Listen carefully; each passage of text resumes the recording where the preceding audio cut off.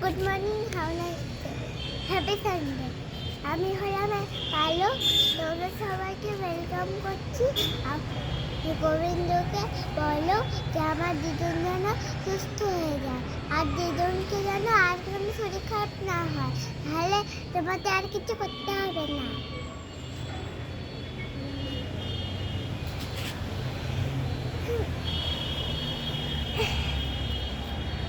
আর এই একটা কথা মনে রাখবে, দিদুনের জন্য খুব আরো শরীর খারাপ না হয়, তাহলে তোমরা আর কোনো ভিডিও পাঠাবো না। Hello, welcome to back my channel simple life to Deepa's blog. তোমাদেরকে গুড মর্নিং। আমরা এসেছিলাম ছাদে এখন কাপড় মেলতে। এই দেখো, দেখতে পাচ্ছ অর্ধেক মেলেছে, এখনো মেলা হয়নি, গামলায় রয়েছে। তাই নিয়ে বললো চলো মা, আমি তোমার সঙ্গে যাবো, আজ সানডে যেহেতু। শাশুড়ি মা মনে হয় ছেলেকে নিয়ে পার্কে গেছে, তাই ও এসছে। কালকে হচ্ছে আমার মায়ের বিরাট বড় একটা অপারেশান হয়েছে, একসঙ্গে তিনটেও বলতে পারো। ইউট্রাস অপারেশন হয়েছে, ইউট্রাসের সঙ্গে দুটো ওভারি বাদ গেছে। গল ব্লাডারের একটা টিউমার দেখা গেছিলো, গল ব্লাডার অপারেশন হয়েছে একসঙ্গে, মানে অপারেশন হয়েছে। কালকে হচ্ছে 3-4 ঘন্টা ধরে অপারেশন হয়েছে। হ্যাঁ, তা এখন মানুষটা আছে, এখন আমি জানি না। হচ্ছে বাবা আজকে বলেছে যাবে, এখন আমাকে ভিডিও কল করে দেখাবে। আমাকে তো মা যেতে বারণ করেছে বলে যেতে পারলাম না। যাওয়া উচিত কিন্তু যেতে পারলাম না, জাস্ট বিকজ হচ্ছে আমার দুটো বাচ্চা রয়েছে, ছোট বাচ্চা।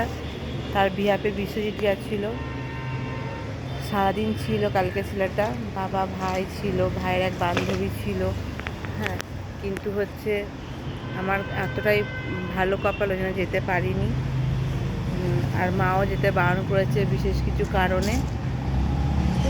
আর চেষ্টা করছি মাকে এখানটায় নিয়ে আসার জন্য, কিন্তু এত বড় অপারেশন হয়েছে, নিয়ে আনাটাও একটা রিস্কের ব্যাপার আছে। তারপর দুটো ছোটো বাচ্চা কখন কি করে লাগিয়ে দেবে বুঝতে পারে না, দিদুন করে কোথায় গিয়ে ঠেলে দেবে বা কিছু করবে। আর খুব বিরাট বড়ই অপারেশন হয়েছে, একসঙ্গে দুটো অপারেশন হয়েছে। আর 2-3 দিন, আজকে নিয়ে দ্বিতীয় দিন।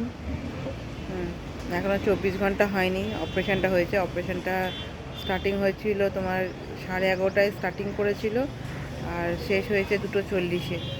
তা 1 ঘন্টা অবজারভেশনে রেখে দিই, তারপর হচ্ছে ক্যাবিনে শিফট করে। যাই হোক,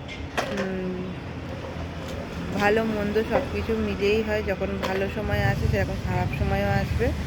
আর যেমন ভালো সময় চলে যায়, আমি জানি এই খারাপ সময়টাও চলে যাবে।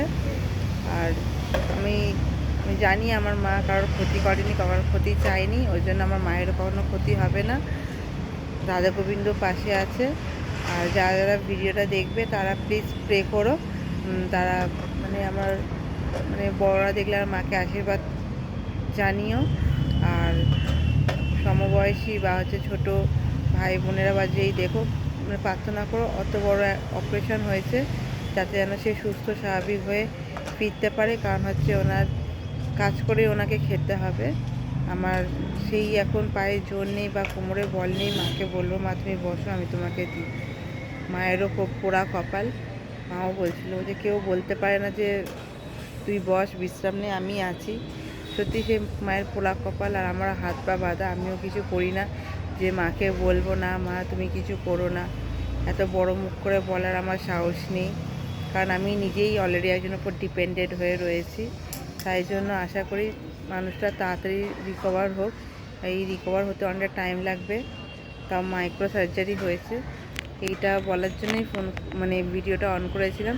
তা মেয়ে বললো আমি প্রথমে করি, ও বাচ্চা মনে যা বলেছে।